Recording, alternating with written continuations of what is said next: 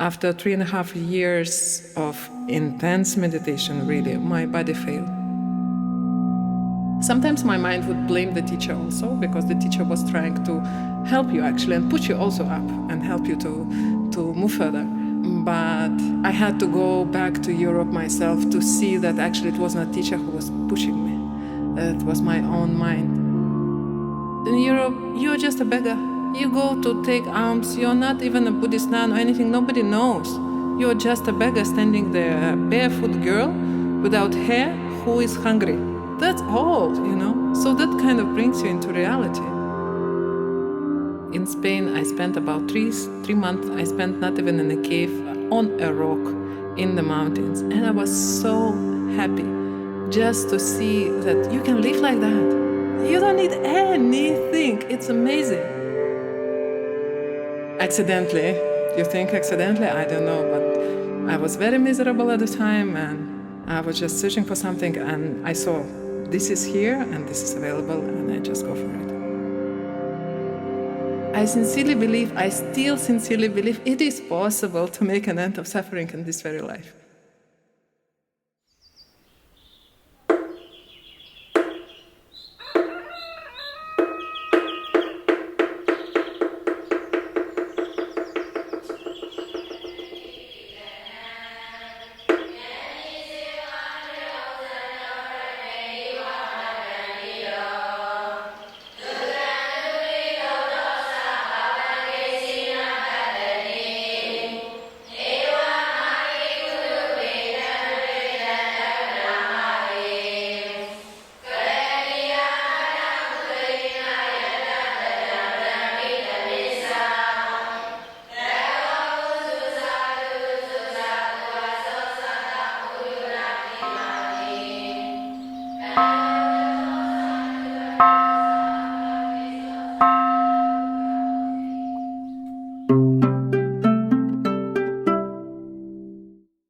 The story of getting Sayalay Piyadassii to share her background is the story of our recording studio installation.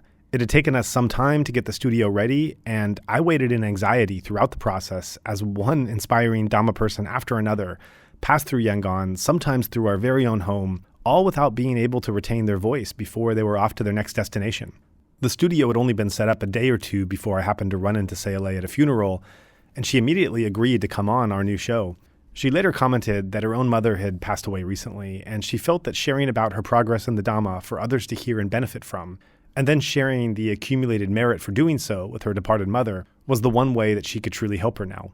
The timing was more than fortunate to make it work as well, since Sayalay does not reside in Yangon and splits her time between her monastery in Taunggyi and the Shan State Buddhist University in Taunggyi, with periodic trips back home to Lithuania.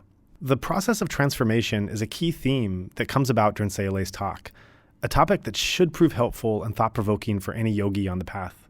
Sayalay's transformation takes several stages, first into a serious lay meditator, and then into a Buddhist nun in Myanmar, and finally through a series of further transformative processes during her continued journey of renunciation. Her courage in speaking so honestly about her past difficulties and robes, and about the ensuing strategies and reflections in making various adjustments along the way, provide the meditator a kind of lightness and openness that gently encourages a similar kind of examination into one's own practice. When taking on a new media project, such as this Insight Myanmar podcast, there could be a desire to get these A-level guests, that is, the biggest household names in the field, which would help your show stand out and show it could book those biggest names. However, when creating the vision and the mission for our podcast project, it was really the stories of the Sayalay Piyadassiis that we were particularly keen to air.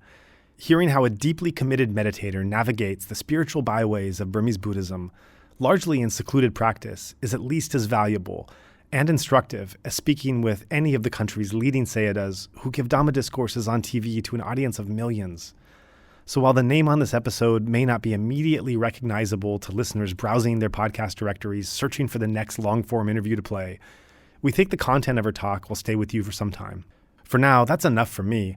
Let me pass the mic over to Sayalay and hear more about how she got to the Golden Land and what she's been up to since arriving. Okay, so very happy to be talking to Sayalay Piyadassii from Lithuania. I think we met in 2013 the first time, I think. Is that correct? Probably, yes. Actually, these new friends, they were asking, how do you know Joah? And, yeah, I don't remember actually the first time we met. I think did I meet you before your ordination? Did you come to Shui Min while I was there? Maybe only briefly, huh? Yeah. I think I have a memory of that. I also thought of Shui. Yeah. So somehow our beginning of our friendship is a little unclear, but definitely we've had a lot of contact since then. We have a lot of mutual friends. And I just met you a couple days ago unexpectedly at a funeral service and found that you were in Yangon for the following week before you go back to your university in Taunggyi. And I roped you into coming to our new studio and sitting in to share some things about your incredible background and life journey that I think will be very good listening for a lot of meditators out there. Yeah, it's a very nice space here. Thank you for inviting. Yeah. So first, I'm wondering if we could just know a little bit more about your background. I know you're from Lithuania, but I know that you have good sourdough bread there from our morning conversations, but I don't know much more than that. So just if you can tell a little bit about your upbringing and family and early life. All right. So Lithuania is, for those who don't know, is somewhere in the northeast of Europe and maybe next to Poland. It used to be a part of Soviet Union, so I was born in Soviet Union, in the former Soviet Union, then it broke down. And religious-wise, I was always curious to know what is there. And the only option at the time as a child, we had like a church, Christian church, so I was very active, the only active person in the whole family. And I found myself as a child, somebody to baptize me, and I was running to church and everything. But then, as I think, not only with me as it happened, but like as I grew up, the pink colors faded, and the faith also dissipated. And after some time not going to church, and one day just passing by and seeing many, many people, I went in and I felt nothing. So I understood, okay, this is finished. And I just was searching what is available at that time. How old were you at that time? Teenager. It's difficult to say, teenager. But whoever would come to my small little town called Klaipėda on the spiritual part, like, I don't know, we had many different esoteric things going on. So whatever lectures there were, I would go and listen and pretend that I'm older than I am, and going for attending classes in the School of Astra Yoga from St. Petersburg, and searching whatever is available. But eventually, what was available in those days of, I don't know what age the Soviet Union turned into Lithuania on your spiritual development path, but I wouldn't think much would be available in the Soviet Union times. And as things started to open up, I wonder how fast Eastern spirituality came. I think pretty quickly. I think in the time of Soviet Union, things were underground. So once that broke up, the underground came on the surface, and things became like more freely available. Like when I was in the university, my lab teacher gave me books of Castaneda to read. And, Carlos Castaneda. Right. Yes. And so all these kind of things I was... Translated in Lithuanian? No, in Russian, actually. Oh, okay. In Russian. And but eventually after all the long searches, I sat my Goenka course in, I think, 2007. And in Lithuania? No, that was in England. Accidentally. You think accidentally? I don't know, but I was very miserable at the time, and I was just searching for something, and I saw this is here and this is available, and I just go for it. And yes, that changed my life into this form now. Basically, yes. That was the starting point of this career. For listeners that can't see the gesture that you made when you said in this form, you're indicating your shaven head and your robes that you're wearing, and right. I suppose connecting a line from your first Goenka experience in England to the nun robes that you're wearing now. Yes, so that's in short, I think. That first Goenka course, was that your introduction with Buddhism, or had you had encounters with Buddhism, or if people prefer with Dhamma or with vipassana meditation before? Yes, I remember when I was still in university, I had one a little bit crazy friend. And I remember one time visiting her, and she had many different books and everything. And I saw this thick green book with golden letters, Buddhism. I thought, oh, can I borrow this? Can I borrow that? She said, sure. But that was mostly about Japanese Buddhism and like Zen kind of riddles. And, the Eightfold Noble Path is actually all sounds quite mysterious, the right thought, what is, like the correct, actually, maybe the correct or correct, what, but no explanation what is what. So I just read it and I thought, well, that's all right. But I don't really understand much. And okay, that's interesting. That's all. But actually, when I was taking my first course, I could see, oh, that's what was meant. Actually, it's so simple. Right. It's so simple. So, yes, basically, I think my Buddhist path started with that course.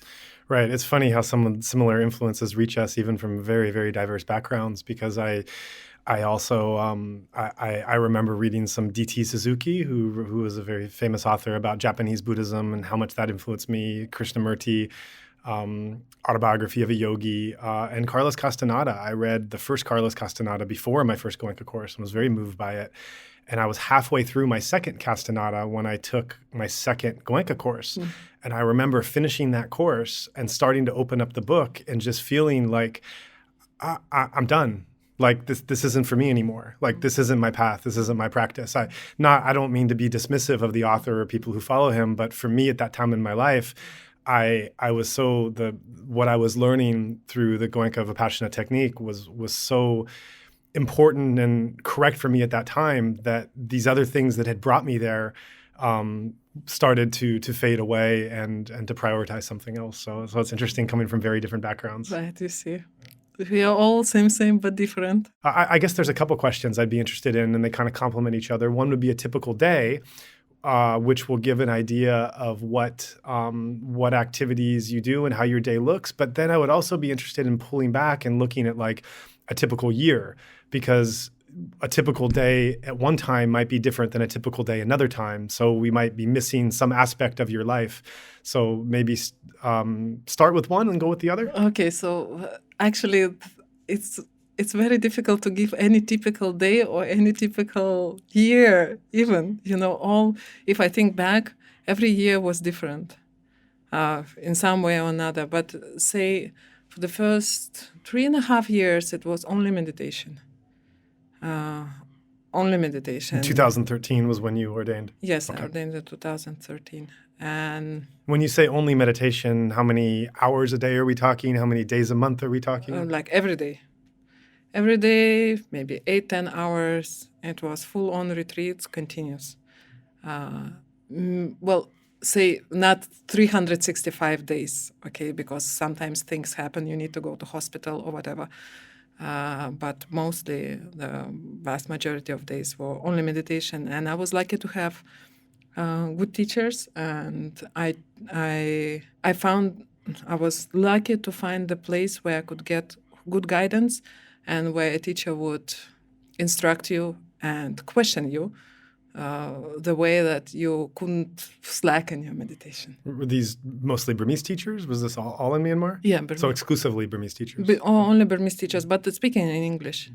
I had for 3 months I stayed in a monastery where sometimes I would have interview with a translator, and I didn't like that. So I really preferred to have an interview in the language directly with a teacher. So that made me to try to learn Burmese, but even now, it's enough only to tell a taxist where to go or, these kind of things. But for the meditation interview, I still would need a support from a side if it's in Burmese. So I tried to find an English-speaking teacher. So, I was quite lucky. But after 3.5 years of intense meditation, really, my body failed. And I think one thing was the body, the health condition, but it surely was also connected with the mind condition, because I also was pushing myself so much, which is quite natural. We come, we ordain, we want to, and I sincerely believe, I still sincerely believe it is possible to make an end of suffering in this very life. So in the beginning, with all the enthusiasm, you put so much energy and effort, and you think by the more energy and effort you will put, the sooner you will get there. So I was pushing myself a lot. Sometimes my mind would blame the teacher also, because the teacher was trying to help you actually and push you also up and help you to move further. But I had to go back to Europe myself to see that actually it was not a teacher who was pushing me. It was my own mind. And how were you pushing yourself? What form did that take? I think slight mental tension, or maybe blaming oneself, or dissatisfaction with one's present condition in meditation, say. So it was more like a mental attitude than like an extreme physical effort. Yes, definitely. Interesting. Right. Not that I was, I don't know, trying to exhaust my body or anything. No, mentally, of course. But at that time, I wouldn't admit it. But the thing is, what happened, I felt very ill, to the extent that I couldn't digest the food anymore. And my teacher advised me to go back to Europe and to get myself back in a shape, in a form that I could meditate again. So I went out of the country for 1.5 years, and I could digest whatever I have ingested in these 3.5 years. It was a wonderful experience. And when you say you can digest, you mean conceptually you digested teachings, or physically food? Because in the monastery where I was staying, we get the teachings so densely packed teachings, and the teacher is trying to squeeze in you as much as possible in as short as possible time. There is no physically, even or mentally, time to actually to absorb it and to understand what is happening. So when I went back to Europe, I put myself in the conditions where I had the space and time to reflect, to practice slowly, and to see, and to apply whatever I have learned, and to see the beauty of the teachings out of the cultural context of Buddhism. Right. When I was leaving the country, I was saying, no, I'm not coming back any soon.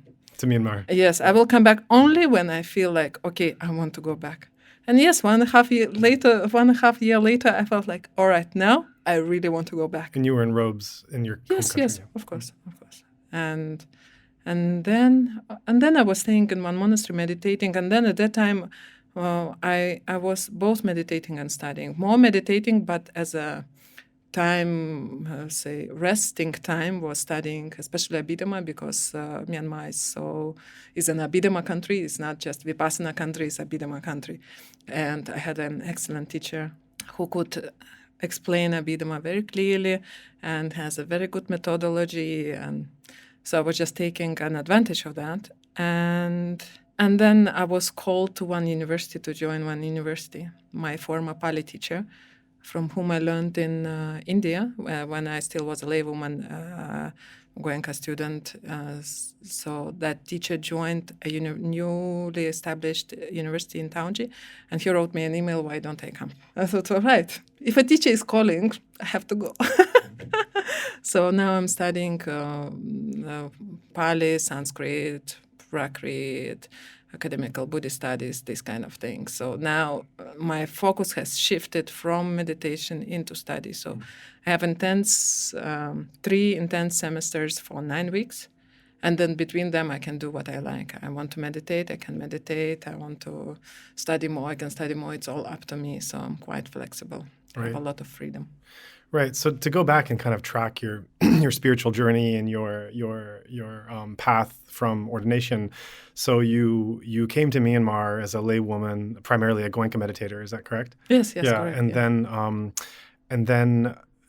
and then somehow when you were here, did you have the plan in your mind to ordain when you came as a lay woman, or did that happen all of a sudden? No, I did. When I was leaving, when I was about to leave, I sat together with my mother and I said, Mom, it may happen. But I say, maybe for a long time or for a short time, I don't know. But this may happen, or maybe it will not happen. I don't know what the conditions will be. So that was in my mind. But I didn't know until I came. I didn't know, will there be conditions? Will there be a place? Will there be a teacher? Or will there not be conditions? So I just came with an open mind, with a meditation visa and with an open mind. Yeah. Do you recall the first time you heard about the possibility of monasticism? Because this is something that in our cultures doesn't really exist as a functioning part of our society. So I'm wondering, for Westerners, it's often very, the very concept of what it means to be a monastic is something that reverberates quite differently, where we have a vacuum of that field in our country. So I'm wondering, since you've chosen that vocation, do you remember the first time you came in contact with the idea that this was even something possible? I think I have heard about some nuns when, you see, before coming to Myanmar, I stayed in the Goenka Center in UK for nearly a year. And, when you stay long enough, you hear stories of people. So there are the nuns who, from UK, who have ordained in Burma, and, now in other places, whatever, their path is developing.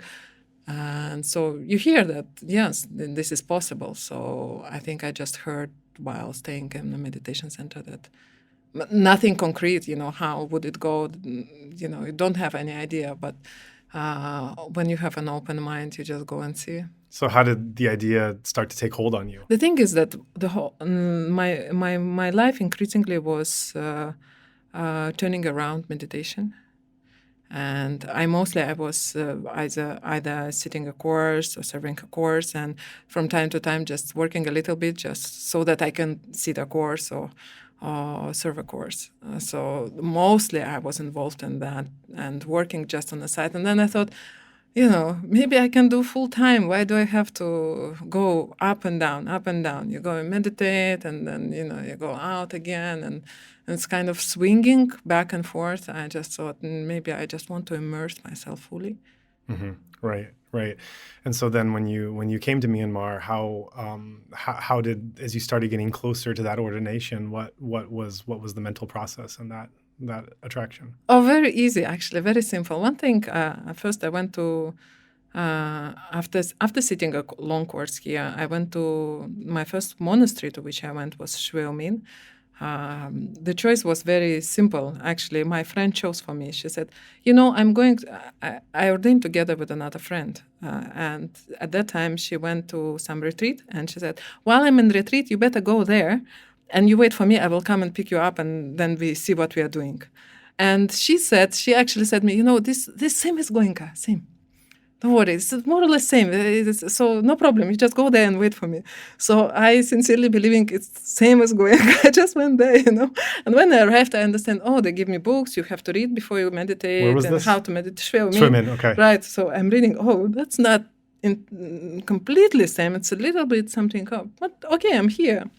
I'm already here. So, and there were many Westerners or just foreigners who already have a lot of experience of being to different places. And it's not a noble silence center. So people do talk and there is a lot of exchange of information. And on the same day when I arrived there, we arrived there with another two people. One went to one meditation center and another one, he was on his way to Oxford Sayadaw, who was leading a retreat in Pinolin at that time. And he was an old student of his. And I interviewed him for a couple of hours about what does he teach, how is it, what about the meditation. And so he sounded very, very inspiring. And then when that friend came out of that retreat, I don't remember whether she called me or she just came and she told me, I've been to Pinolin, to that center. I asked Sayadaw if he will ordain us. And he said yes. So, shall we go? That was that. And that's what happened. And that's what happened. So you were ordained by Pauk? Yes. Yeah. Okay. He ordains freely anybody who comes. He encourages everybody who comes. He encourages, even you don't want, he encourages you to ordain. So one thing that's interesting, just to stop and reflect on the last couple minutes of what you've been sharing, is you've just kind of freely thrown around the names of a lot of very venerated Sayadas and different meditation centers and different traditions. For those that are familiar with Myanmar and the practice here, they can probably follow along pretty easily. For those that have never been or have just a vague understanding, these are probably names that are just whizzing by at different warp speeds. So now is not the time to go into all the different histories and traditions of these Sayadas, but I'm wondering, I think it's interesting to take this moment to just reflect on what this means about being in Myanmar, where there's all this activity and all this diversity of instruction, and yet all coming from acknowledging the same source and the same goal of what they're teaching. So I'm wondering if you could speak to just this coming as a fresh meditator with very little experience and having this kind of whirlwind of centers and teachers suddenly available. Yes, well, it's quite natural for for people who know only one tradition to be attached to that tradition because that's what they know. And not only in the West, here too, like if you go to Mahasi Center, you better come from Mahasi Center, and you don't say that you're coming from, I don't know, from Paok, say. I would have maybe to change into pink or what, I don't know. Right, because the robes you're wearing are identified as what nuns wear from Paok, correct? Right. Brown color. Right. Yeah, right. Whereas in Mahasi, Burmese nuns typically wear pink and you're yeah. wearing brown. Yes. There is a strategy against that, actually, that I see in my university. So in my university, even though we focused on academic studies of Buddhism, there is a meditation subject. It's obligatory.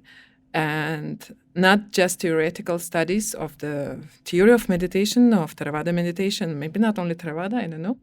But also, a student has to take at least 2 meditation retreats, in a tradition that is not his. Where is this requirement from? In SSBU, in the Shan State Buddhist University. Okay, right. And I think it's great. What it allows you to see that the method is the method, but the qualities of the mind are the qualities of the mind. And the aim of meditation is to develop the good qualities, the wholesome qualities of the mind. And so whatever tradition is, it has its value. It helps in one way or another. And for one person, one method may be more suitable. For another person, maybe another method is more suitable. So it's worthwhile to be free enough to try and to see what is more suitable for you. So that leads into the next question I was going to ask, which is being a little more granular and specific about the meditation journey that you had. You came in as a Goenka student. Goenka is what brought you to his homeland of wanting to practice the Dhamma. And then as you took robes, your spiritual journey unfolded. So I'm wondering if you can speak to what you were practicing at different stages since your ordination. Well, one thing that I knew already when I came to this country, that I need to develop concentration. I was sitting long courses, not only one, and what became clear to me from that what I need to actually, Vipassana is good, but for Vipassana to be effective, more effective, or maybe for me to attain anything, I need to develop more concentration, and say 1/3 of the course for concentration for me is not enough. And I thought to myself naively, okay, so I'll go now to Paok, and I quickly, I go through all these jhanas, and then I go back to Goenka and I can practice Vipassana happily and I will attain everything, okay? That didn't happen. But yes, I was working a long time on concentration. It takes longer than it took longer than So Paok was basically your first stop? So yes. you had main stop. So you had a respite at Chwayumin, and then that took you soon after to Paok, where your ordination happened, and then for you had referenced the number 3.5 years of intense practice. So was that the intense Paok practice you're referring to? Yes. So you were 3.5 years at Paok Moyamane or Pyongyang? No, I was staying the first year. I ordained in Pinulvin. Then after some time, I went for a short time to Mandalay, and then some compassionate friends of mine, seeing that I'm very unhappy there, sent me to Indigo. Indigo is where Dhammanidhi the same village, so near Yangon, near Bago. That's the Goenka Long Course Center. Right. So there is one PAOK branch center, very small. So we were maybe, say on average, about maybe 10 people. And so I knew Sayadaw can spend a lot of time to us, and he knows our meditation very well, better than we. And I had full trust in him, and that was perfect condition for me. But I would follow the instructions that Sayadaw would give. But actually, I think the most progress I made when I went to Spain. Very interestingly, because when I went out of this culture, out of this place, into say, real world, I could immediately see what qualities are lacking and what qualities are there. What do I need to develop? And okay, so what is already developed? So whereas in any system of meditation, I think when it is a system, then the teacher will say, no, first you do this, and then when you attain this, you do this, and then no, that you don't do now. No. This, when you attain that, then you can, so. But in Spain, I was my own teacher. I could practice, and I could see that. So the main thing, my friend drew me a map of where one cave is, and she said, okay, you can stay there. So I went to a cave, and, cave doesn't have a door. And the very first night, I realized, okay, Sally, your heart has to be as open as this cave. Anybody can come in, and anybody comes in, I have to welcome. Otherwise, I cannot stay here. How? And I understood what I have to develop is mettā. So I was working, that became my main practice. Loving kindness, yes, mettā. For a long, long time. And that actually allowed me later to develop higher mind. So it's good. I don't know. So that's my way. And even I didn't practice vipassana in PAOK systematically. So anyway, I have not practiced vipassana according to PAOK Sayadaw. But what I was doing with my increasing intellectual understanding of the Dhamma, I just try to follow the Dhamma every day, every moment. In Spain? In Spain and in here when I came back also. So because I was lucky to find a monastery, to stay in a monastery where also Sayadaw doesn't push any of his friends, he calls us friends, he doesn't push us in any direction. So me being happy in Spain, my body recovered quickly. What was your body problem? I had some poisoning, and I don't remember which parasite I had. I had some parasite. Okay. And I couldn't digest food anymore. So the digestion was the issue. So when you talk about not being able to digest, it sounds like it's literal as well as figurative. Yes, you literally couldn't digest food as you figuratively couldn't digest Dhamma teachings coming to you. Yes, it's very connected. I think it's very connected.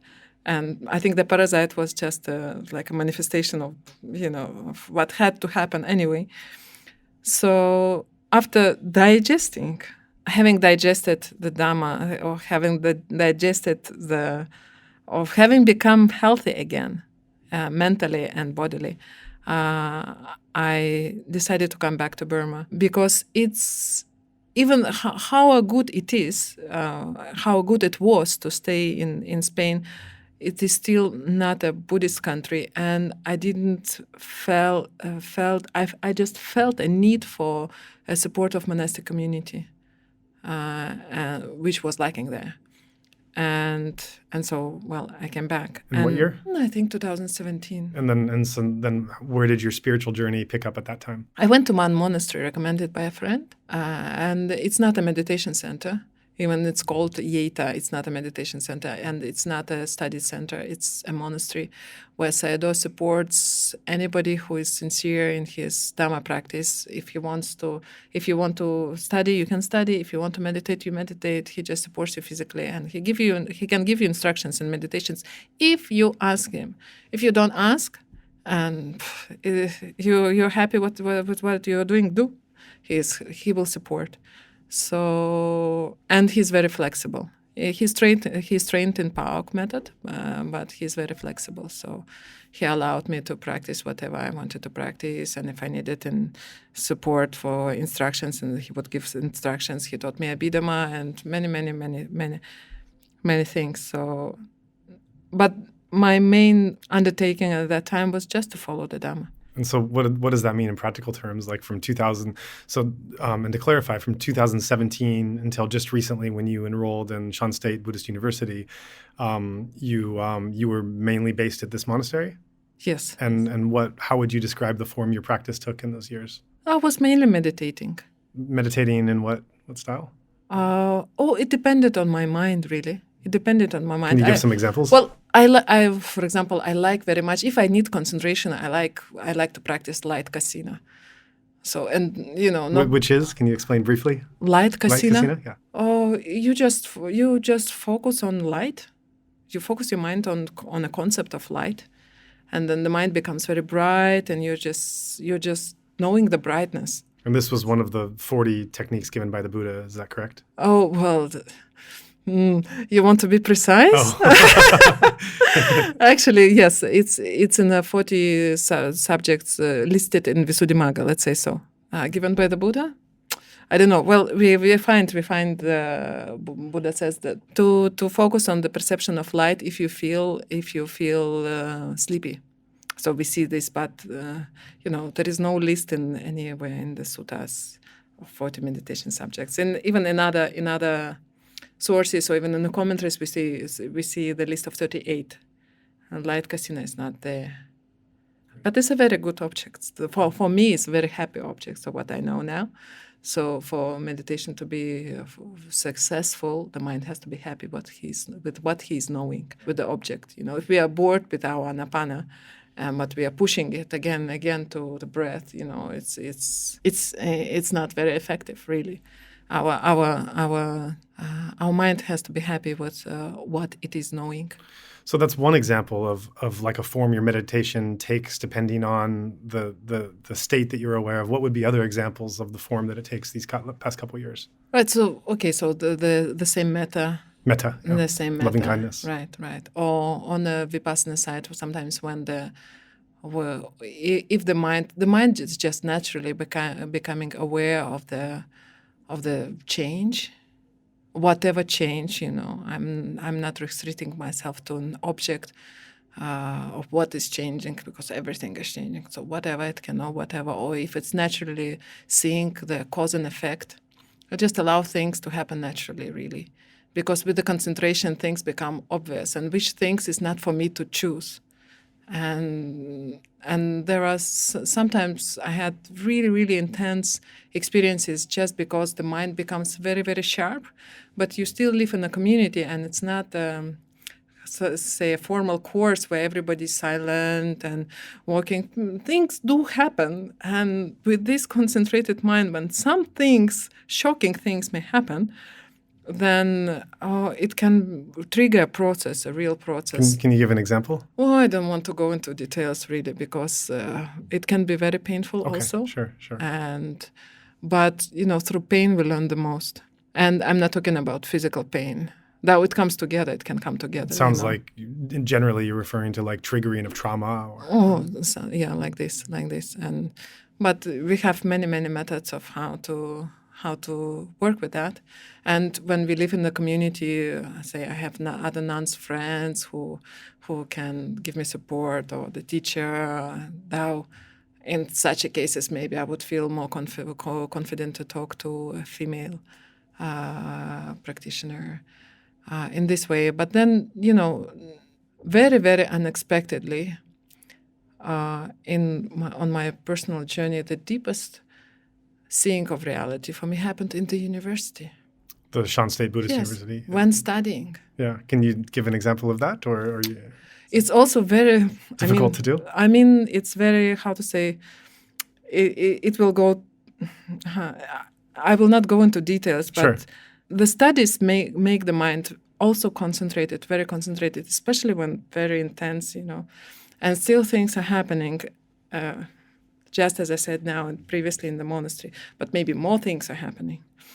And just the mind just got a very, very deep shock, and it was shaking so much. The mind suddenly started seeing the reality much deeper than ever before for a number of days. It was a very interesting experience, really. So now I'm very relaxed about any methods or attachments or whatever. I think as long as we're just following the teachings, as long as we are keeping our sila, we practice really any kind of purification of the mind or keeping the control of the mind and developing good qualities and not allowing the unwholesome qualities to overwhelm the mind is enough. And we don't know how near or far are we from deeper realizations. We never know. Right. I think what's interesting in hearing you talk, what I'm reflecting on is that I'm thinking that some meditators who have never been to Myanmar or maybe only been very briefly understand their practice from a very gifted teacher that is able to give a very, whoever that teacher may be, not speaking of one specifically, but a teacher who's able to package this whole experience and give instructions that lead you on the path, and that really gives you something to hold on to. There is a way to practice. There's a way to make sure you're practicing the right way. And in hearing you talk now, I think there could be a sense of listlessness, of floating, of coming from a background where you have something to grab onto. You have check marks where you're able to see what you're supposed to be doing and how you're doing it, and kind of the free form that you're describing. I think is contrast to that. So I think that would that could be something challenging for people to understand, even how that works, or how coming from something more regimented. Does that make sense? Yes, but I mean, when you're learning anything, sure, you're learning the system first, and once you've learned the system, then you can improvise. Right? To play on the piano, you do your gammas first. You cannot improvise immediately, no? Right. But then once you know all the harmonies and everything, okay, you can then produce some really nice jazz. But I think same with the Dhamma practice. It's good to have methods. These are tools, so you can draw them out when you need them. But to be able to do that, you first have to learn, to make the tools so you have them and you're ready when you need them. How those tools work and the method of using them. And there are so many. There are so many. So I would advise to have more tools you have is better. Right, especially when all those tools are coming from one primary teacher. Sure. Right. Sure. It's interesting using that. That's a very good way to kind of tie those things together. And it's interesting using that analogy of like musical improvisation. A mutual friend of ours has a different analogy he's described, and that's of Dhamma childhood, Dhamma adolescence, Dhamma adulthood. And he's described the experience of working with a very regimented set of instructions as being something of Dhamma childhood. And when you're in a childhood, you do need to be told things. You don't have the wisdom or the independence on your own to be able to make really good decisions for your life. You need that protection. But there comes a time when you reach adolescence. Any human being reaches adolescence, and then you don't quite always make the right decisions, but you do want a little bit more freedom and kind of testing the edges and seeing what you can get away with, seeing what the consequences of things are, taking control of your own decision making, and kind of like a snake coming out of its skin. He's described in vivid language his own painful passage from Dhamma childhood to Dhamma adolescence. So just to share, that's interesting that's another way of looking at what you've described as kind of the musical creative improvisation that you've grown into. Mm-hmm.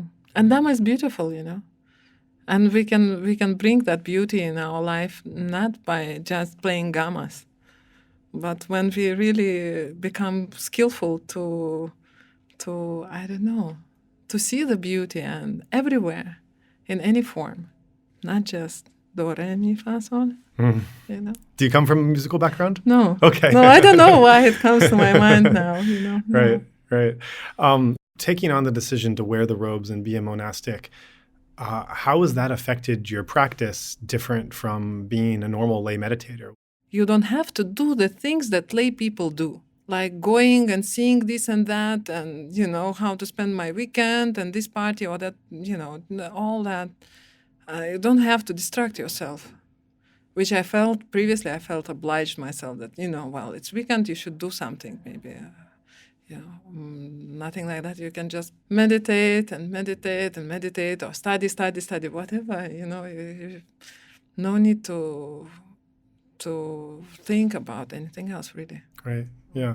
I think when some serious meditators hear about the possibility of ordination, for one thing, it's hard to imagine what monasticism is. As I said earlier in the talk, it's not a vocation we really grew up with in our society, so it's difficult to even imagine the concept of that.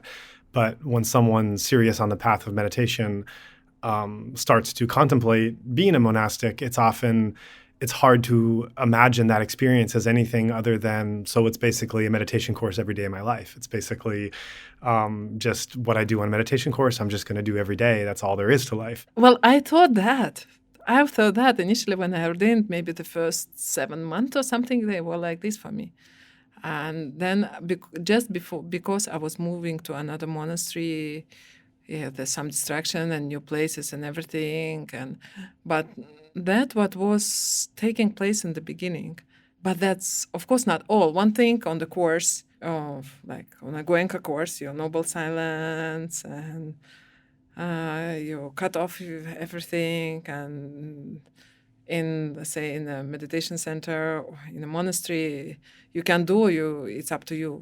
Or you do that or you don't do that. So it's up to you. And there is much more space for, I think, in the monastic life, for actually still to be deep in meditation and still to have interaction with the surrounding. You meet the teacher, and it's not like so disturbing as on a long course. 2 times a month you have to talk to a teacher, and it's so wow. No, you can talk to your teacher freely. And even if you go to pick up your lunch and you say, "Ni kao la," How are you? "Ni kao la," you okay? So it's fine. It doesn't disturb because you're happy. You're more relaxed. I think. Sure, you have at least me. You can be more relaxed. Now I have seen different manifestations, and some people, they do live like on a course the whole for a long time, but sooner or later they have to relax. Sometimes our health fails, and we have to go to hospital, and you go through experiences that make you to relax if you don't relax yourself. Right. So I think it's a more balanced way of being, because also you have to take care of certain things. And for the monks, they go for alms every day. So they still interact with people. And I think this is very good. And for me in Spain also, this was very valuable thing to do, to go and to see people and to feel that even just by seeing me, just for allowing them to see me, I already contribute to their life, actually. How so? How so? Do you see often a Buddhist monk or nun in the West? Do you often get an opportunity to give, to offer food to a monk or a nun in the West? You don't, and now these people have this opportunity. And I thought, okay, so I'm meditating, I'm doing the job that Buddha prescribes, and I'm giving them this opportunity. Yeah. So that was my attitude, and that was my contribution, I believe. And those who wanted to discuss something, and if I was able or they could speak English, then I also could support, So, so I think this interaction between laity and monastics is also very important for the practice of monastic. Not to be completely in somewhere above the clouds, like actually to live on earth.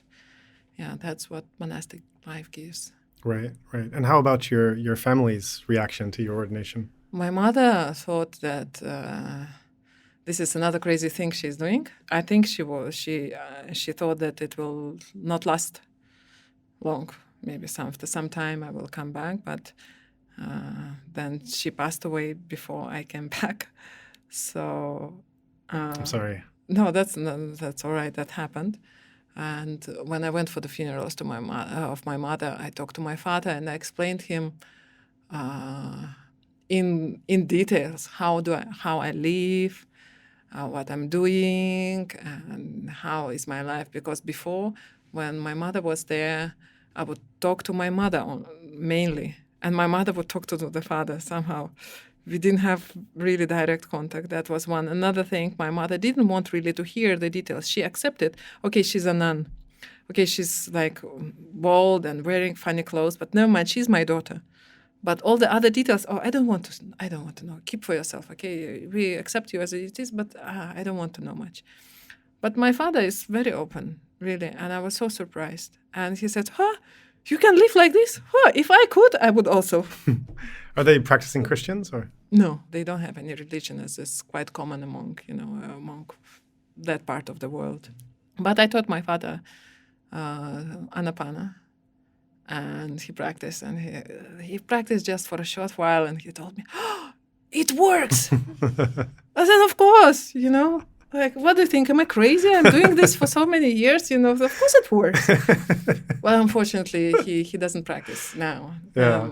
But I hope that this year I go and I see him and I stay for some time, maybe together, and we can somehow practice a little bit.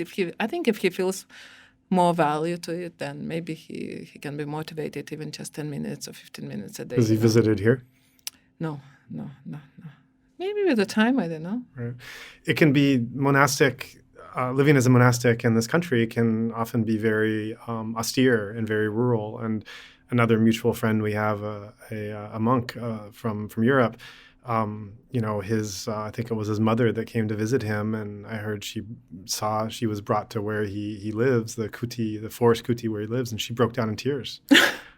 She was just so distraught that she knew these things, but she knew that what her son was doing and living here in the kind of life, but actually seeing the level of simplicity and open to the elements that he was living in, just seeing that her son was living like this exposed just brought her to tears.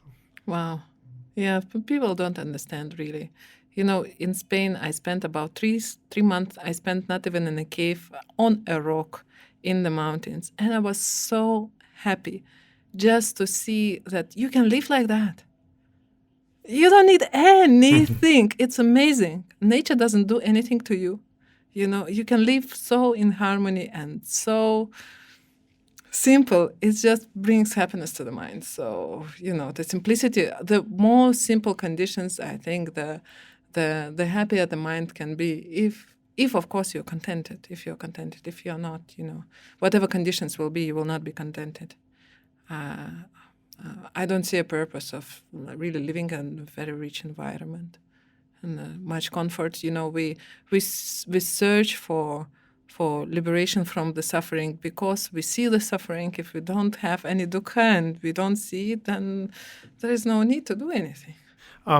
Changing the subject a little bit, I'm curious about the experience of being a nun in a country where monks are privileged and where the bhikkhuni, or the formal nun order from the time of the Buddha, in Myanmar, in contrast to other Buddhist countries, is seen as broken and unable to be restarted. And because of this, Burmese feel much more merit when they're giving to a monk because they're true sons of the Buddha, whereas nuns are more like female spiritual renunciates than some formal lineage. So I'm wondering what your experience has been like as a nun and with your male monastic contemporaries, foreign monks by you, if you've seen a difference in treatment or experience. Of course, that's unavoidable. And in the beginning, I was really shocked, but because I had no idea. For me, I had no idea when I became a nun that there is really a difference, and it was very painful in the beginning.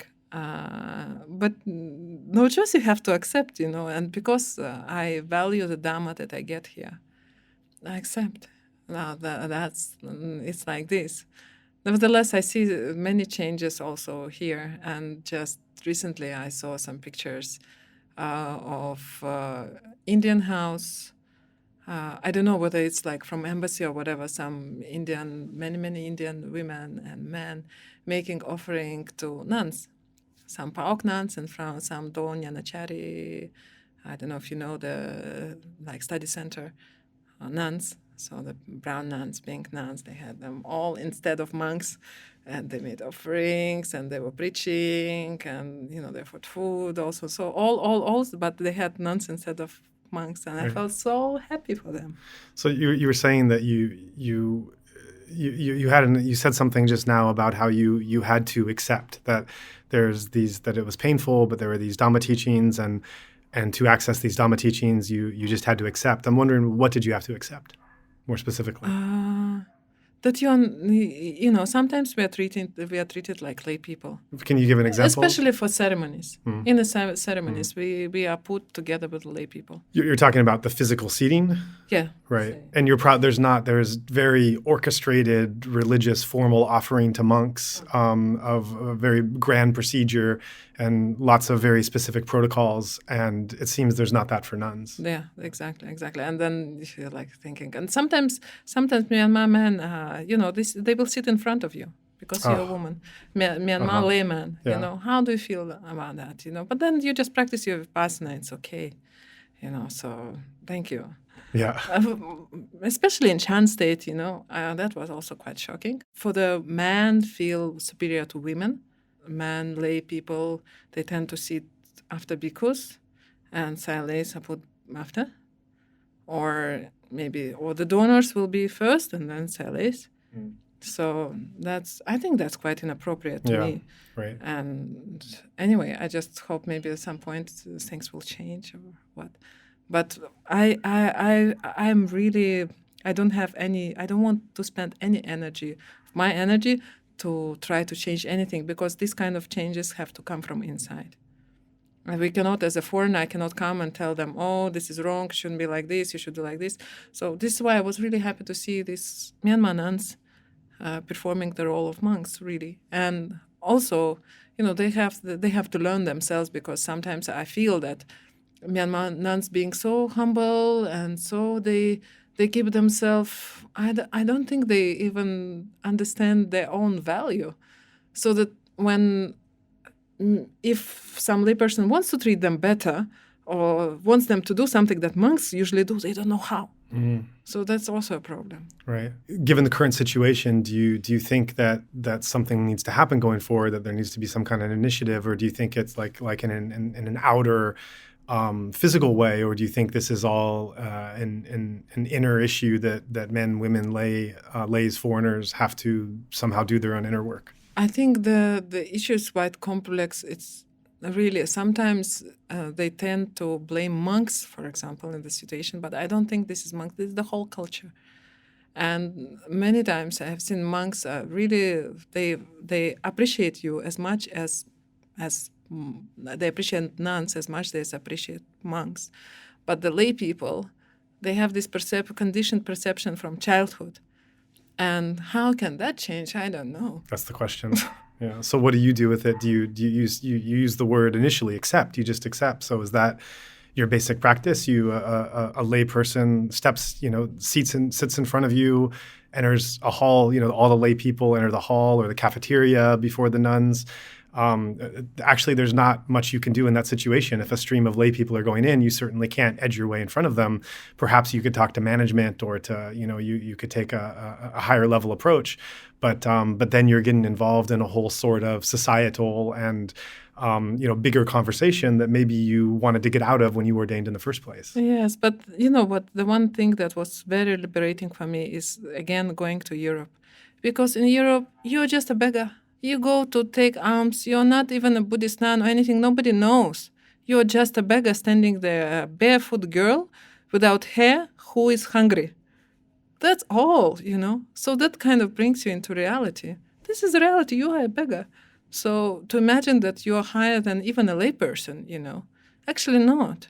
So it's a very humbling experience. Yes, yeah. Yes. So, or to the monks or whatever, So really, whenever painful feelings arise on this account, I just try to remember my experience in Spain, and just this puts me in a place, in the right place, I think, in a quite correct place. Because before going to that, I was like, of course, when you're meditating for hours and hours and hours, you tend to think, oh, I'm such a great meditator, look at me. Oh, who are you? You're just a beggar, really. Right. However, whatever your attainments are, it doesn't matter. It doesn't matter. In a society, this is how you come in a society, and you depend on these people. So if they treat like this, okay, it's their karma also, what they're doing or how they're doing. Right. So you've talked a lot about the beauty of the simple life, the simplicity of being in robes. I'm wondering, I think this is a question a lot of foreign lay people do have when they look at what has to be given up in order to become a monk, and there's some fear and there's some attachment to everything I have around me, money, entertainment, good food, sexuality, free time, whatever these things are, companionship, family, comfort, and they see your life as kind of a rejection, whether they think it's a rejection or escape, but a canceling out of all these other things. And with that fear and attachment comes a question of that maybe I'll ask on behalf of this kind of mind. What do you miss? What do you feel you've lost? What do you what is difficult about the lay life or what is difficult about the monastic life that in lay life you had? I don't know. No, I feel something completely opposite. I just feel freedom. No, freedom to be what I am. This is there. This is what? This is there in this life. I have freedom where I don't have to be anything that I'm not. So I don't know what I miss. I cannot think of anything I miss really. Is there anything you feel that you've sacrificed or you've lost or that you've let go of that is difficult in choosing the life you've chosen? I hope some defilements we have abandoned. Some reduce that. But or was there something maybe at the beginning that was difficult that's not as difficult now, the first couple of years? I mean, the cultural differences, of course, this you have to adjust to try to understand the culture you're living in. So that from time to time can be difficult, of course. The food, and you have to eat rice every day and all this, But the mind is such a thing that it gets used to things very, very easily, very quickly. So I think I gained much more than I have lost if I lost at all. So another topic, Myanmar, on the discussion of being in Myanmar. Can you talk generally about what your experience has been here of the country and the people? Different experiences, but mostly I love the country. I already told you before that I really love the country. What do you love about it? I don't know. I love the people. I love how they are, their generosity, their open mind, the things that maybe other foreigners don't like so much. The here, the clear, the respect for the elders they have, the actually mutual respect. So everybody has his own place in the structure, and it's hierarchical, but everybody accepts that, and in this way there is harmony, so nobody's trying to be something that he's not. And in the same way, I'm a nun, accepted, okay, and I'm not trying to be a monk and to play a role of monk or anything. So okay, because this is the rules of the game, and I like it that just the simplicity and happy people, How has being in Myanmar supported your practice, or how has it informed your practice? What have you gained by being in the country and in the culture? I don't think you can gain it out of the traditional Buddhist country. Is faith. Is faith and in the Buddha, Dhamma, and Sangha. And because here on the outlook, it looks like very ritualistic. And when I was staying in Indigo, we had this duty of offering food to the Buddha. So we would take for 1 week, each Sayalay would take the duty of offering food to the Buddha. So, but nobody explained me, what you're actually doing and how, what is your mind, what is the process actually behind the physical manifestation. And all right, so I would just see how other people do it, and I would do something similar. And I would sometimes observe some nun maybe sitting there, so she's offering food to the Buddha, and she sits there waiting for maybe 10, 15 minutes, and she's sitting and fanning. Oh, I think, wow, he even eats like a fan. Oh, he drinks and eats, it's so funny. For the outsider. But actually, again, when I went out of the country and when I was in Spain, I started doing the same thing. And it supported me so much. I started offering my own alms before eating. I started offering to the Buddha. And it was really, I felt like, oh, Buddha is with me. And yeah, I'm not alone. When I would feel alone, and I did feel alone because there is no other nun or anybody, from the Buddhist. No, Buddha is with me, so I offer him food and everything and go to meditate happily. So I think this kind of practices, and they can be really experienced or taken on board, I think, in traditional Buddhist countries. Outside, I don't know. So this is an example of like a cultural, even religious local practice that just by being in its proximity, you've learned and gained and incorporated into your own life and practice. Even if I didn't understand it initially, Mm-hmm. Right. I'm just as you talk, I'm just trying to find this quotation, and I just found it now because you talk about faith in Myanmar, and this is a quotation by a British colonial servant in the 19th century who his name is Harold Fielding. In 1898, he wrote a book called The Soul of a People. And there's a passage that has always been one of the most significant and meaningful passages I've ever read of a foreigner describing the Buddhist life here and the difference of the Dhamma here and finding in one's own country. So I'd like to read this because Sure. your immediate answer of the power of faith immediately recalled to me Sure. the eloquence of the statement. So again, this is Harold Fielding, Soul of a People from 1898. To hear of the Buddha from the living lips in this country, which is full of his influence, where the spire of his monastery marks every village, where every man has at one time or another been his monk, is quite a different thing to reading of him in far countries, under other skies and swayed by other thoughts. To sit in the monastery garden at dusk, in just such a tropic dusk as he taught in so many years ago, and hear the yellow-robed monk tell of that life, and repeat his teaching of love and charity and compassion, eternal love, perfect charity, endless compassion, until the stars come out in the purple sky and the silver-voiced gongs ring for evening prayers, is a thing never to be forgotten. As you watch the starlight die and the far-off hills fade into the night, as the sound about you still, and the calm silence of the summer night falls over the whole earth, you know and understand the teacher of the great peace as no words can tell you. A sympathy comes to you from the circle of believers, and you believe too. An influence and an understanding breathes from the nature about you, the same nature the teacher saw, and from the whispering fig tree and the scented champax, and the dimly seen statues in the shadows of the shrine that you can never gain elsewhere. And as the monks tell you the story of that great life, they bring it home to you with reflection and comment, with application to your everyday existence. Beautiful. Beautiful. I can only sign under that. Right. Yeah.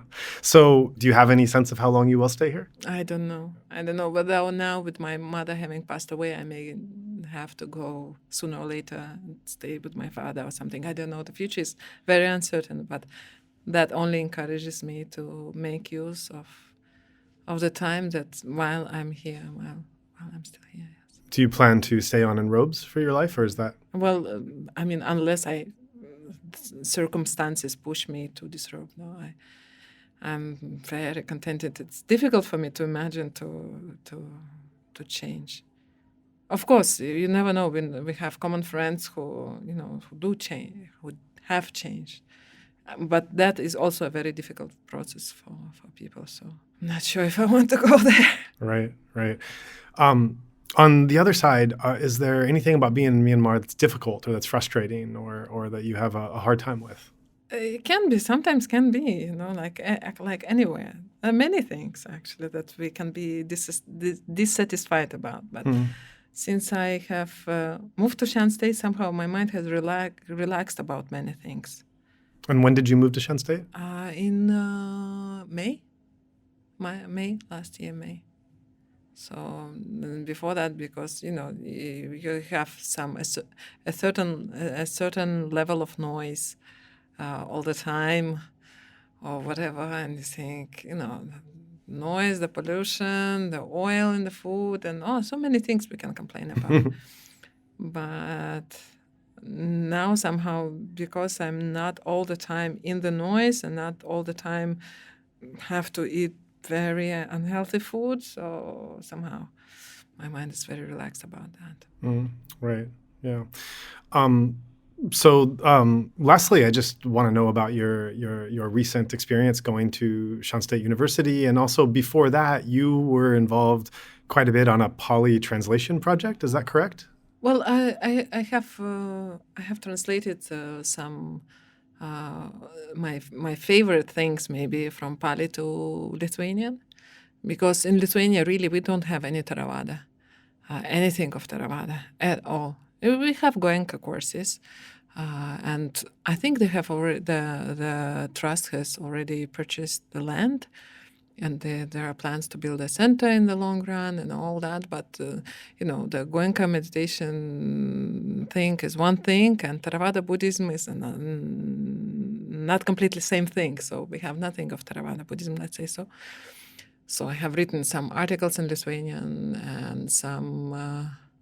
I've translated the suttas, which I think are important, especially about meditation, mostly about concerned with meditation. From Pali to Lithuanian? Right, and with the basic concepts of Buddhism. So, and now there are, since I'm in the university, there are many projects to get involved in. So I just have to decide and prioritize what I want to do and how.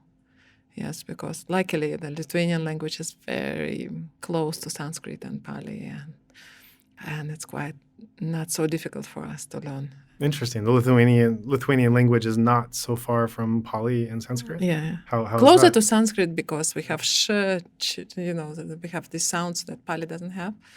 But historically, I'm not sure. I had some discussions with some scholars about how it might have happened, how migration had happened and why.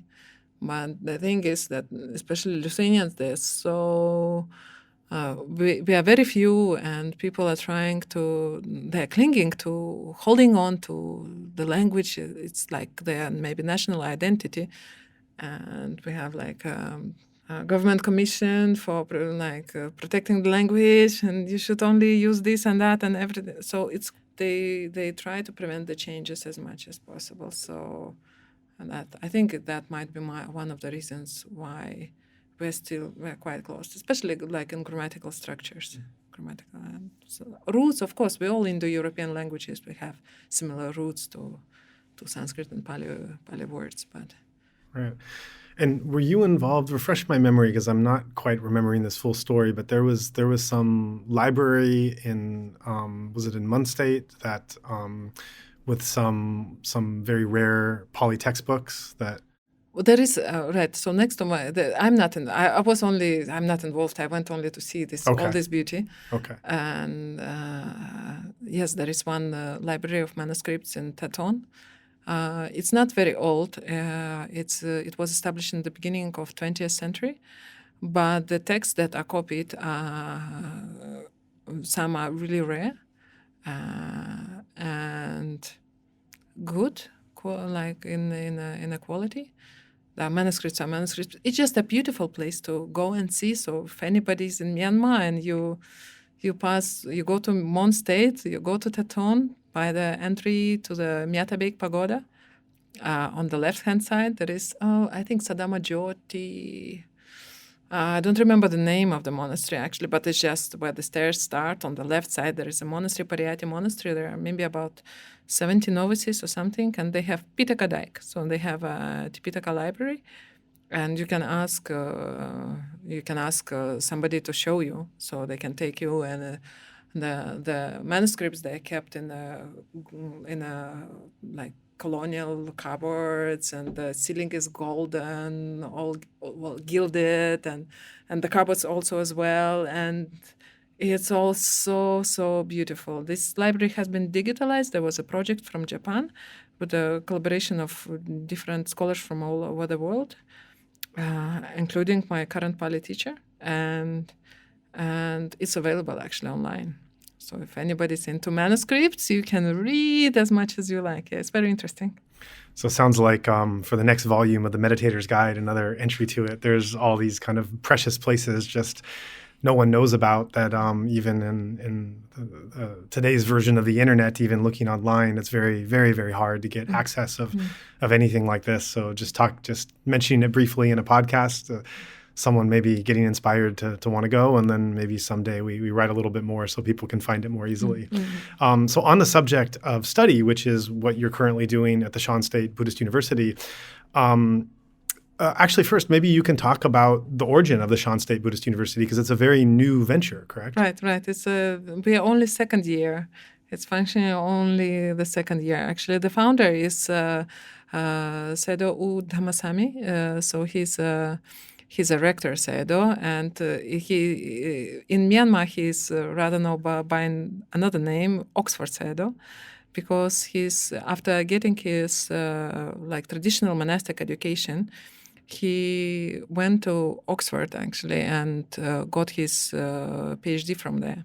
So for Myanmar people, this sounds very, very incredible that a Myanmar monk could go to Oxford and get PhD. So they really adore him and take him, really regard him really highly.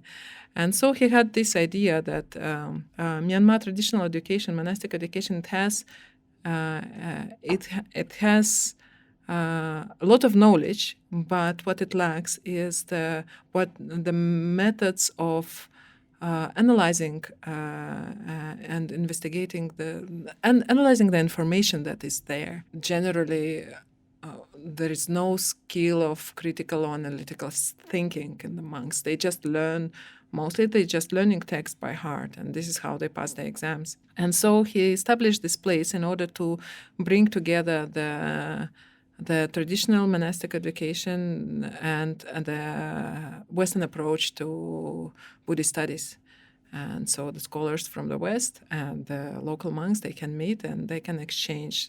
One is a very good source of information. Another is has a great skill in how to analyze, how to put things together, how to write, how to ask questions. So that's what they're training the monks in. But even we are foreigners and we don't have the monastic education as that, we still can benefit a lot. Right, and it should be noted that this is an author of a book called From Idealism to Pragmatism, I think the name of the book is, which I've read, and is a comparative study of the last several hundred years of monastic education between Thailand and Myanmar. All right, that's his PhD. Yes. So in short, Oxford Sayadaw makes this argument that the achievements Lady Sayadaw was able to have was, obviously all credit goes to Lady Sayadaw, but it was also a product of the monastic education system from which he came, and that a monk arising in recent times wouldn't have that broad flexibility and breadth and depth to be able to make the strides that Lady made, and that Mahagandhiyon was really critical of how it was developing. So it's just to give some background to the listeners, it's very interesting that a writer who would focus on this topic and come from this standpoint would, after producing this kind of flow of monastic education and where it got to today, and really decrying the dangers of rote memorization at a cost to all else, is now, in 2 years ago, has begun his own experimental monastic university, of which you're now a student. Yes, and it's great. I think the place is quite unique, and I don't know, for anybody who wants to pursue some pariyatti knowledge, I think I really recommend, because in also what I have seen for the foreigners in traditional universities or here study centers, that they really struggle with this thing of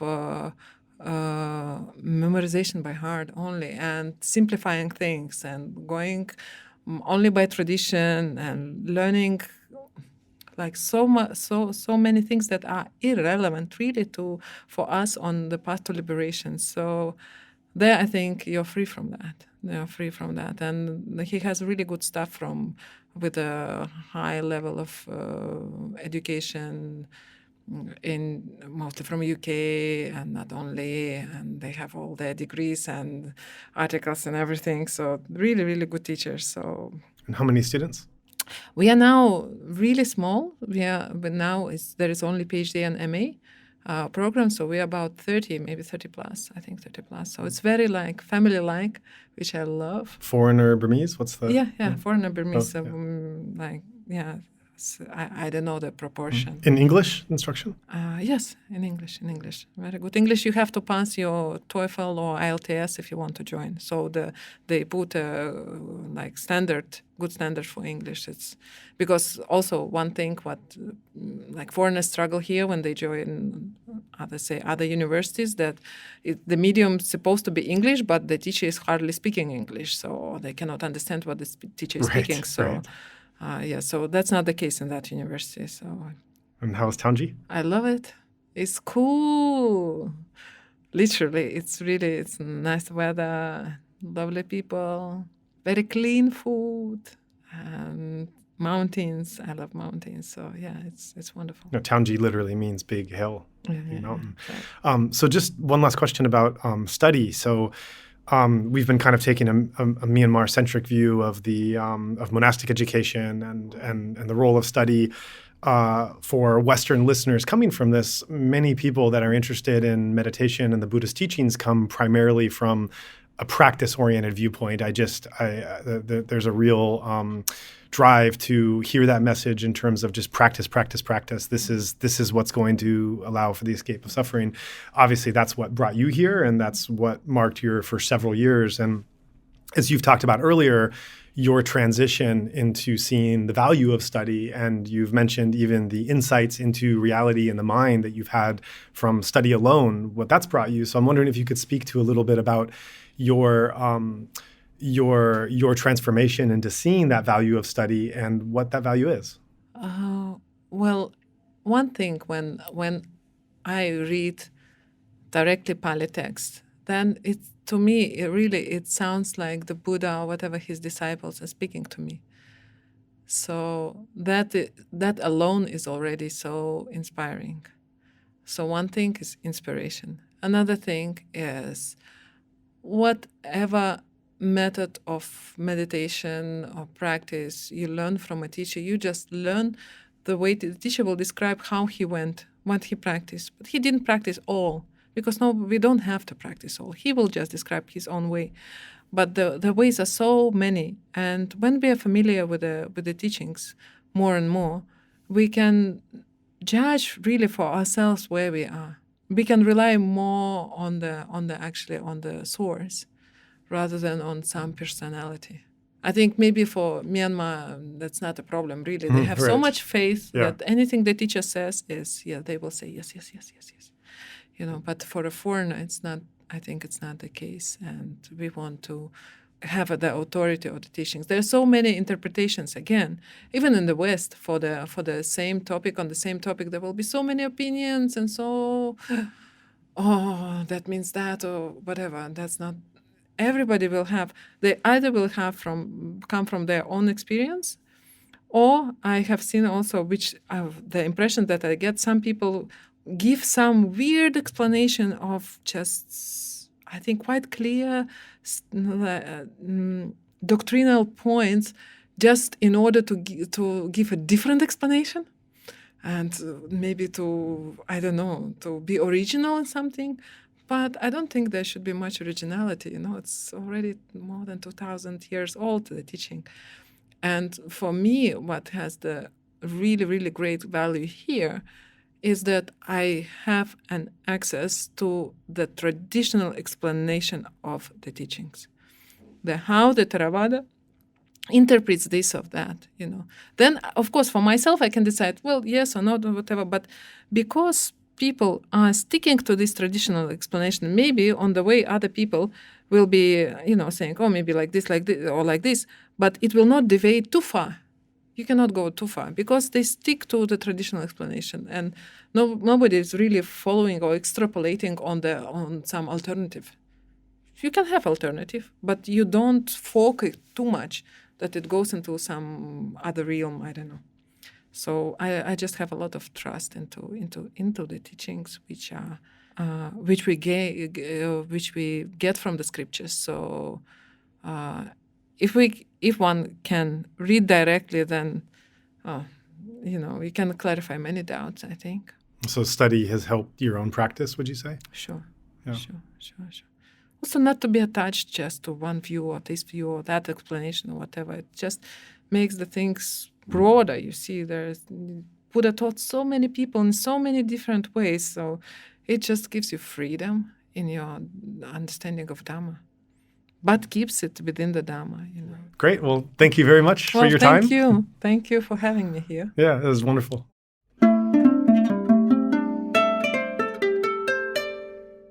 The remainder of the podcast will continue after a short break.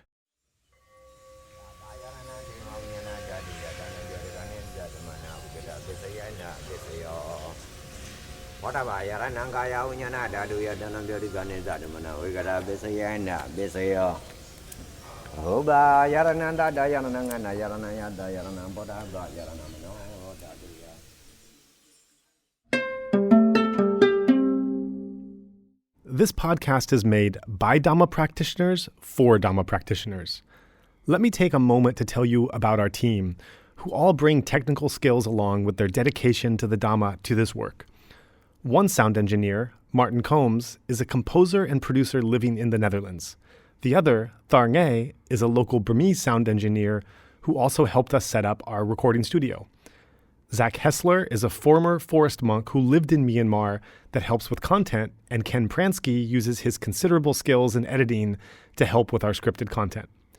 As for me, I've been exploring how the Buddha's teachings are carried out in Myanmar for the last decade. We are very fortunate as well because to cut our costs as low as possible to produce as many episodes as we can at this high quality level. Some members of our team are willing to work on this project as volunteers, and others take only a very small fraction of their usual salary. However, even so, alas, these episodes cannot be produced for free. Given the extensive work that's involved in even one 90-minute interview, there is a minimum fixed cost. And to cover those costs, we rely on listeners like you that benefit from this content. If you find the Dhamma interviews we are sharing of value and would like to support our mission, we welcome your contribution. You may give via Patreon at www.patreon.com/insightmyanmar, as well as via PayPal at www.paypal.me/insightmyanmar.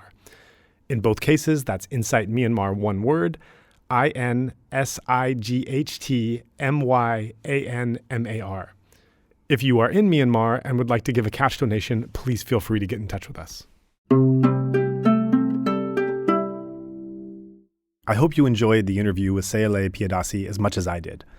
There was a lot in that discussion to unpack, and for those less familiar with such concepts as vipassana meditation, Burmese Buddhism, monasticism, overall Burmese history, and the current state of Myanmar today, some parts of the talk might be worth reflecting on a bit more.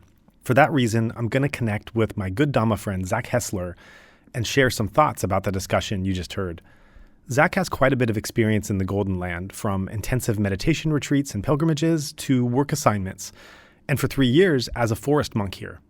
So he has quite a bit of background to draw upon in catching the deeper themes involved in the talk and bringing them in for consideration. We hope this reflection will provide listeners a broader context in which to place the content you've just heard.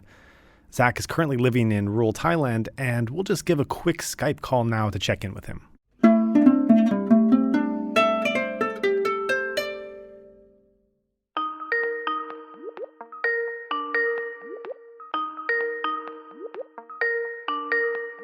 Hey, Zach, are you there? Yeah, I'm here. How are you doing? Yeah, pretty good. How's your day gone? Yeah, all right. Just cranking some projects out. Weather's nice here. It's last time it was smoky here, but it's a little clearer today, which is a relief. How yeah. about you, man? What have you been up to today? Actually, today I'm making sourdough bread. It's funny. I was kind of intimidated by bread baking for most of my my cooking life, and I've just got into it. And it's kind of ironic that we're recording this discussion about Sayalay today, because the last time I made sourdough was when we had her for the interview, and we had offered her lunch before the interview. So I wanted to make the sourdough ahead of time. It's a 3-day process with the recipe I follow. So we had this, hot, fresh baked sourdough bread to give her in Yangon that I thought she might get a kick out of, and mentioned that it brought up some old memories of her of the sourdough that she liked in Lithuania. I think I even referenced that in the interview. So just more to kind of think of her and remember the interview in unexpected ways as well. Oh yeah, that's what that reference was. I didn't catch that when I was listening, but yeah, thanks. Yeah, right. So yeah, ready to talk a little bit about that interview?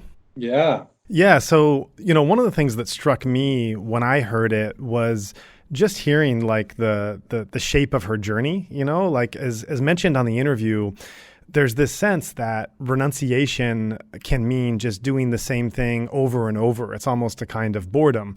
Not to say that it is this way, but there could be a feeling among, maybe especially among Westerners who don't really know about the monastic life, that this is what it could be, since you're stepping away from worldly issues. And I really liked how in the talk she demonstrated what a dynamic lifestyle she was able to have as a nun. It was this sense, even though she's following this strict code of discipline and she's really left a lot of worldly issues, as she describes pretty clearly in the interview, there's this sense that she's still always changing, always adapting, she's learning, she's growing. And I think for any meditator thinking about their own path and journey and where they are at a particular time, I just think it was so fascinating and so it's kind of so thought-provoking and introspective to think about one's own development as a yogi, just to hear how inventive she was always being. She had like these, she really demonstrated these critical faculties that she was always trying to determine what wasn't working out and how to change and what, kind of tinker with this here and what would lead to a more productive spiritual life and constantly this innovation and learning. We hear it as she's going from yogi to nun, and then she realizes she's practicing too hard and she goes to Spain. She tries something totally new in terms of, by herself, living in a new country, doesn't really speak the language, starting this practice of mettā in the cave. And then when she comes back to Myanmar, when it's time to do that, she then gets really into study and starts, using study in pariyatti to implement her practice as well. So this kind of constant growth within the spiritual field. And, it's this kind of innovation that it kind of invigorates the practice. It keeps it alive and fresh. It's curious, it's exploratory. And I think when Westerners, even when meditators, when they hear about nunhood or monkhood, any kind of monastic renunciation, it's hard to have, there might be a romantic or exotic quality of what it means to just focus on this contemplation of and mental development and cultivation, but it often there could be lacking this shape of how it works, what it looks like. And I thought what was really interesting about her interview was how descriptive she was in describing, both in terms of style as well as function, what that taste was for her, and to just see the different shapes and phases that her spiritual journey took. So I during the interview and then reflecting on it later, that was something that I really got a lot out of. Yeah, right. I totally relate to that, because I remember when I was going to become a monk. I was kind of on this tour in the U.S., going around to all my friends and family and hanging out and spending some lay time with them, because I was going far away. Anyways, a lot of them had this worry about me, because I lived such a free life that there's going to be this really limited life. That's how they perceived it. And I was trying to explain that. In life, there's an infinite number of things you can do, an infinite number of ways to live. Being a monastic, just one of them. But when you take a slice of infinity, you still have infinity. So within being a monk, I realized there was a lot of different choices, ways to be, places to live, how to be a monk, what to focus on. And yeah, Sayalay's story was just such a rich example. She gave a lot of examples of not only the variety, but the mental states of discernment and exploration, investigation, like you said, what's working, what's not. Yeah, I thought that was a really interesting part of her story. And so, in another aspect, I was focused on is like going out on her own. You know, in the first time, it was a physical thing, and it wasn't a choice. You know, it was just something that it was actually a recommendation of her teacher, right? So, you know, hey, go back home and as a nun, but you know, get yourself healthy again, and then go from there. And it put her in this spot where she was independent for a while. I was just reflecting on this that monks have it never really occurred to me before. It's kind of an insight that monks actually have this 5-year training. It's called dependency, where they learn the discipline and they learn the practice essentially. And after that 5 years, hopefully they've been well trained, and then they go out and have to make decisions on their own. And not that they're totally alone. They'll always have their teacher, and they'll run into other teachers and other inspiring people that can give support. But there is a sense of, it's called independence, actually, when you gain your independence after 5 years. And I'm just wondering if there's it just seems so rich, even if it happened inadvertently to her.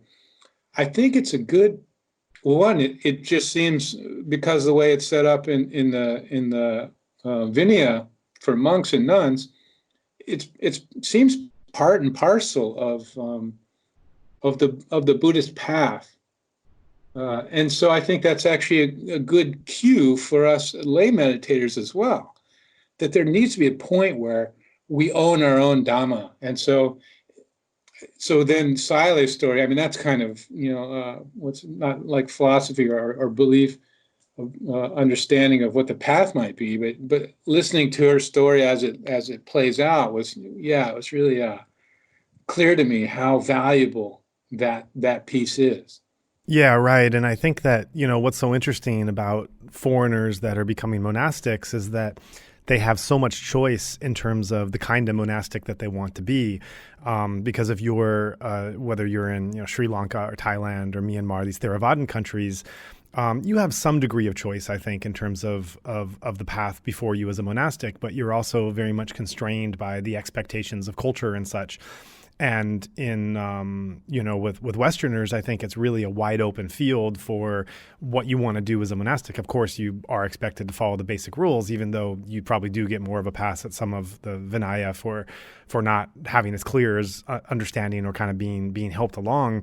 But, for example, if you want to go into a monastic environment where you're really going to be trained in pariyatti, or you're going to be kind of left alone, you could do your own meditative thing, or you want to go into a traditional Thai setting where the 5 years are really mandatory. And I've talked to foreigners who ordained as monks, and they've really decided, which country and which tradition and which part of the country they wanted to ordain in based on the level of freedom and constraint and support that they wanted. And, sometimes they can make pretty good decisions based on how they know themselves. Other times, there might be some traditional aspect which is not as comfortable or seems a little stricter, or you don't necessarily want to follow, but it might actually be better for you.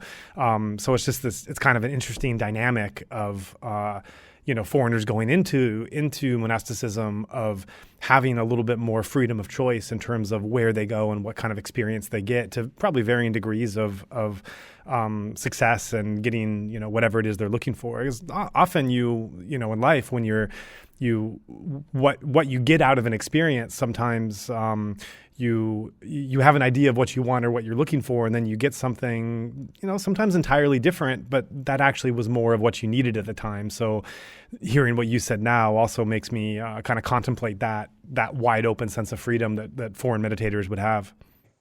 Well, what I was impressed by is just how, whether it's by plan or by choice, she chose to ordain a pa'ok and went really into that.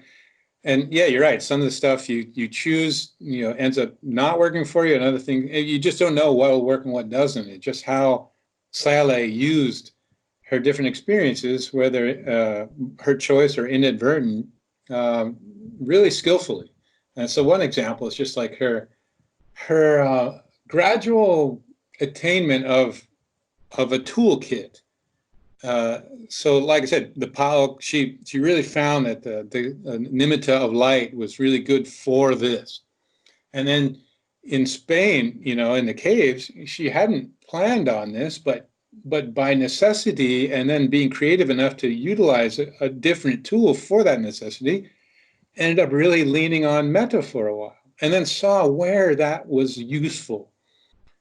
Particularly, at the moment in that context, but then later on as well, there's situations her mind gets in that again is skillful, and she has this rich experience to lean back on. And then her other one is just being aware of changing itself. So these are three of the types of practices she moves between, depending on the conditions that are there. So again, this is a continuation of this kind of maturity of one's practice, from learning a lot of Dhamma and discipline from someone particular way, and then moving through and just utilizing experience and wisdom, by investigating to develop. It's obvious. It just, her story, her experience, and her articulation of it is just, it's the fruits of a good practice. It's so alive.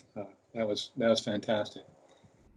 Yeah, and that's a really good point. That I got that sense when I was listening to her talk, not just what she was saying, but how she was saying it. This sense that this is the fruit of her practice that we're witnessing. This whole presence of being, and to me, that was really encapsulated in one moment, particularly. That my favorite part of the interview, one of the favorite parts of all the interviews I've done so far, is this line she says, where she says, "You don't need anything." The emphasis she says, "You don't need anything." I must have listened to that line over and over and just had this kind of musical chorus to it. You make a series of memes out of it. It was just so alive and enriching. And, I'll tell you, as great as that sounded in the interview transcript, it was even more alive and energetic in the room in which it happened. It completely was like this energy that just, I felt, speaking from myself, wrapped all of us up, and just this sense of joy and aliveness and possibility. And, I just really like that moment of her expressing the joy and the simplicity and of just not needing a lot in the world, and how nature gives you what you want. And she goes on to explain what she means. But to me, just the energy and enthusiasm that phrase came out struck me as being many years of practice and mindfulness built in and encapsulated in that moment. The other thing that really stood out to me was her reflection on nunhood, just how honest and frank it was, and the balance that she struck. On one hand, being very honest in facing the discrimination that occurs, and not trying to minimize it or justify it or talk about, its cultural appropriateness or, traditional ways of being. Just being very frank of the pain that she experienced with some of the ways that monastics and men are privileged over nuns. Yet at the same time, in the middle of that frank discussion, or side by side that frank discussion, is acknowledgement that she is really responsible for her own mental states. And so, this is the reality, and she has to work with it. She has to work with to work with what is occurring and not letting it bring her into increasingly negative states, because obviously, and she checks in with herself, her reason for wanting to be a spiritual renunciate as a nun is to want to work towards mental purification and letting go of defilements of all negativity, even when that negativity may seem justified. And so I thought it was a really powerful and empowering balance to hear on one hand, the acknowledgement of some of these forms of discrimination, while at the same time working very sincerely to not be personally attached and to let go of the manifestations, and also to take a measure of excitement and enthusiasm when there's signs that things are going the other way, such as the example she gives of the India House sponsoring nuns on that particular day. So those two things really stood out for me. Right. Yeah. It's so skillful because it's so easy to get caught up in the stories, especially when they're personal like that and painful. So it's not like she's become numb to these things. They're still really felt. It's a felt experience, and yet uh, hasn't lost her focus on what's important, and really is able to like keep in mind like what the benefits are of the overall life. Like she's still able to get out of this life what she's hoping to get out of it, as far as her, like you said, the development of her mind. And yeah, and then that other moment, yeah, you don't need anything. I wasn't there, but even just listening to it, it was like so alive, and it just encapsulates so much wisdom that can be drawn out and explained, of the ignorance of the mind, thinking more is more and less is less, Mm. when actually less is more, but she had lived it and just could blurt out this emphatic statement with such authenticity and deep joy of not just wisdom, but a joy that comes from a wisdom, which is a type of wisdom that is liberating. It is joyful. I focus a lot on that because I do think in some practices, especially in Westerners, not all, because there are some different traditions, but we focus so much on wisdom that it can be forgotten that joy is a part of it, that the wisdom should bring joy. And like I said, I just said a bunch of stuff that's all encapsulated just in that phrase she blurted out. And yeah, and yeah, I probably didn't even need to say it because everyone heard it, and it's just so packed full of wisdom. Yeah, yeah, absolutely. And the way it came out, it felt like something at that moment before she uttered that phrase. It just felt it was building towards something, and then just the musical way it was burst out was really, really beautiful. Really great to get those moments here. Another thing that I appreciated about it, we didn't get this so much in the interview. It's something I know about her from friendship. She did mention it a couple times in the interview. Is just her relationship and feeling towards Burmese people and culture. There's long been a discussion of how or if or to what extent you can separate the Buddhist teachings in the culture in which they're taking place, especially an Asian culture, which has so much more roots and convention and tradition. And for foreigners coming here that want to engage, just kind of an open question of, should you be engaged? Should you engage with both at once, or is there a way? Is it even desirable, or is it even possible to, take on the teachings without going into the actual culture? And there's certainly, we certainly know a number of foreign monastics and meditators who have varying degrees of problems and issues with the culture. I'm sure it's that way in Thailand and Sri Lanka. We know more about Myanmar ourselves, and we've definitely seen, a share of foreign practitioners who have had their issues with Burmese culture. And Sayalay Piyadassii is not one of them. I mean, she is really, really happy to be here. And she does reference in the interview the part about gaining appreciation for making offering at shrines, and how much that was supporting her practice, and how much she enjoyed doing that. And that was just a moment there that I think just reflects a deeper part of her personality, of just what strides she's made to really want to be integrated in society and culture, and how much she really, really appreciates everything about it. How smooth her transition has been to coming from such a different place to being here, and to really be received warmly and to feel like home. I think she uses those words, to really feel like coming home. And that part of her journey as well was quite interesting.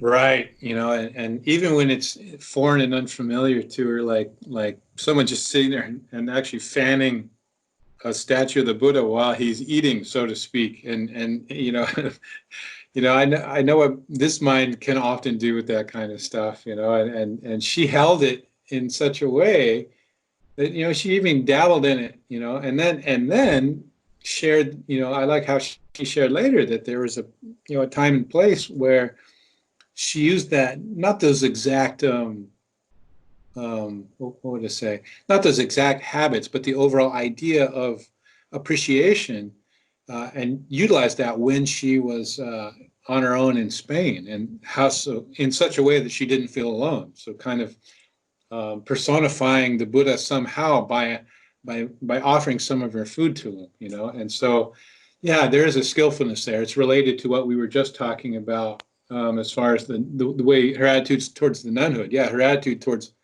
all of Burma, not every aspect of it, but those aspects that can be particularly tough for foreigners to accept. Yeah, she seems to handle them so well. Yeah, absolutely. Yeah, another thing that I'm really happy to hear is that Sayalay shared, not so much about her personal story, but just the existence of this university in Shan State. You know, it's like, you know, after doing the Shui Lan book and really learning more, you know, reading Eric Braun and learning more about Lady Sayadaw, and particularly like what you were mentioning in the interview about his Lady Sayadaw's kind of existing at the end of a particular era of this scholastic freedom that had a lot more investigation and broadness to it, not regimented, not what it became. And we learned in history that it became that way from a lot of external factors. It's not just the Burmese way of being. What we see now would be quite easy to judge. You know, what we see now is just, you know, learning things by memorization and you know, following a very strict structure. Everyone's basically learning the same thing in the same way, and it hadn't always been like that. And here we had this, so it's not a resurgence yet, but this well-respected Sayadaw basically starting this university, which incorporates some of, you know, some of the people there have learned, you know, they're like a walking encyclopedia because they've memorized all this stuff.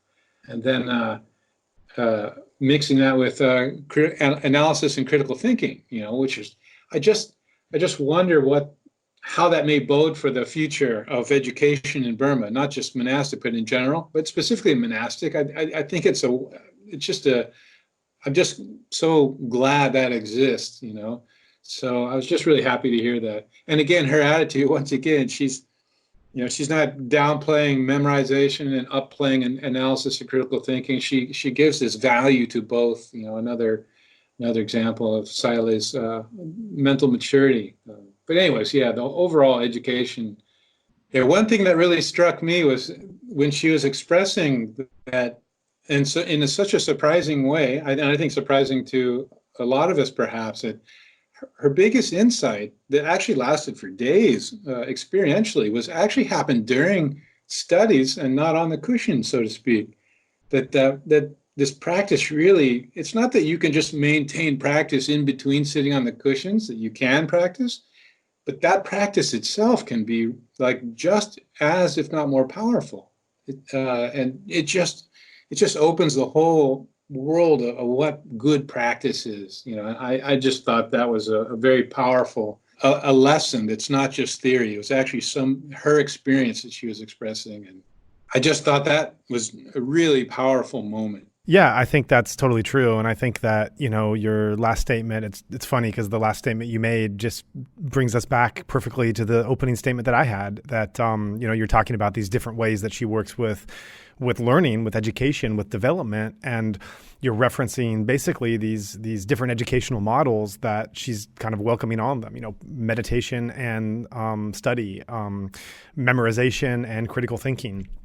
Learning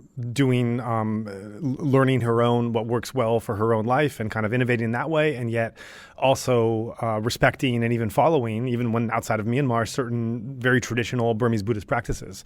And so I think that's, you know, that really hits the nail on the head of what we both appreciated about, you know, her sharing her journey and just being really inspiring for. I think what was really interesting about this is that I think you could be a meditator, a spiritual traveler of any background, tradition, lineage, and hear this.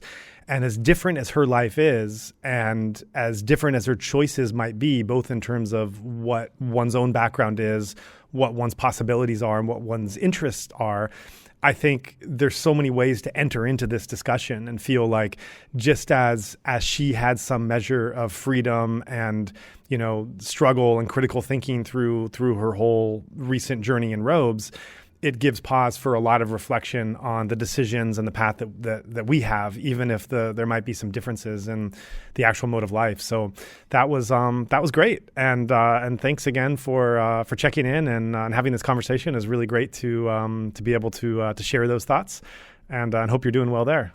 Yeah, thank you too. I appreciate it. Okay, great. Yeah, take care.